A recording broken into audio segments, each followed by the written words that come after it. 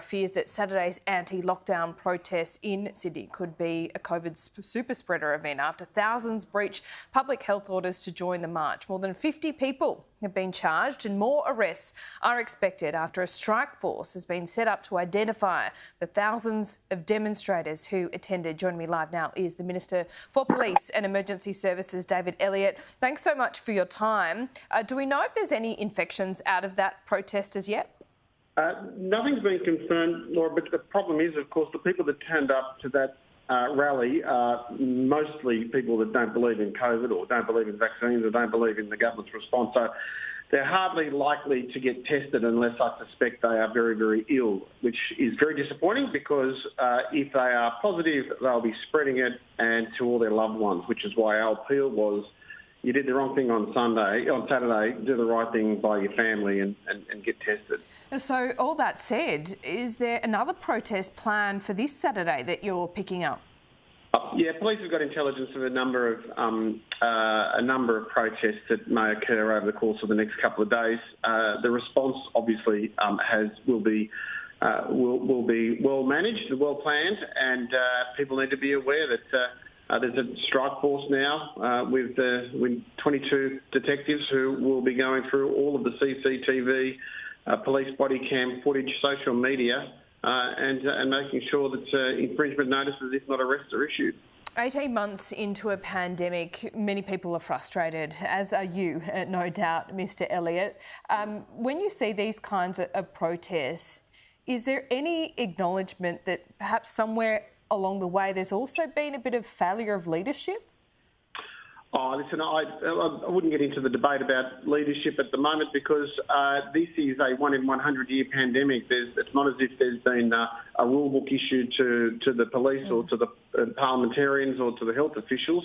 I'm very comfortable with the response because comparatively to the rest of the world, we are still doing very, very well despite the lockdown. When you look at the numbers, I mean, even the fatalities in New South Wales in recent weeks have been minimal, and I think that's because of the response. But what do we do know? What do we do know? We know that this is a very, very virile strain. We know that people can get it from walking past each other. We know that it can lead to death, as we saw tragically in the last couple of days with the 30-year-old woman who was seemingly healthy.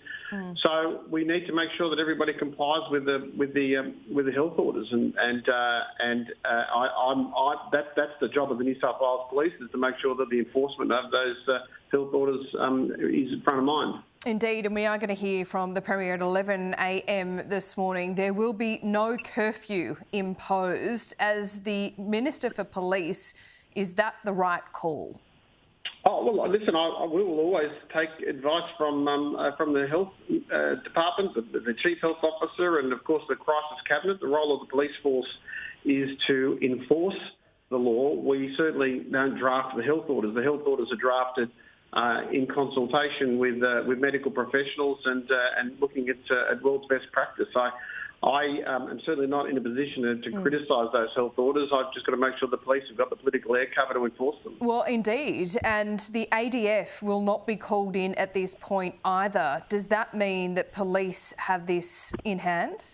Well, police do have it in hand. We've got 17,000 police in New South Wales, but people need to realise the ADF actually are assisting us. They've assisted from day one when it comes to the response to COVID at various levels, whether it be border controls, whether it be hotel quarantine, whether it be logistics support. I mean, they're already providing significant level of support.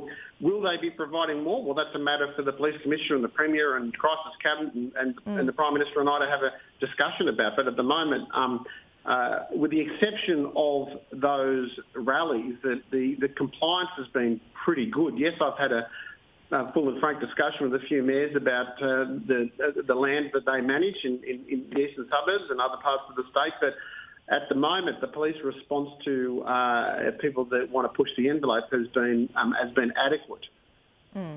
OK, Police Minister David Elliott, thanks so much for your time. OK, thank you.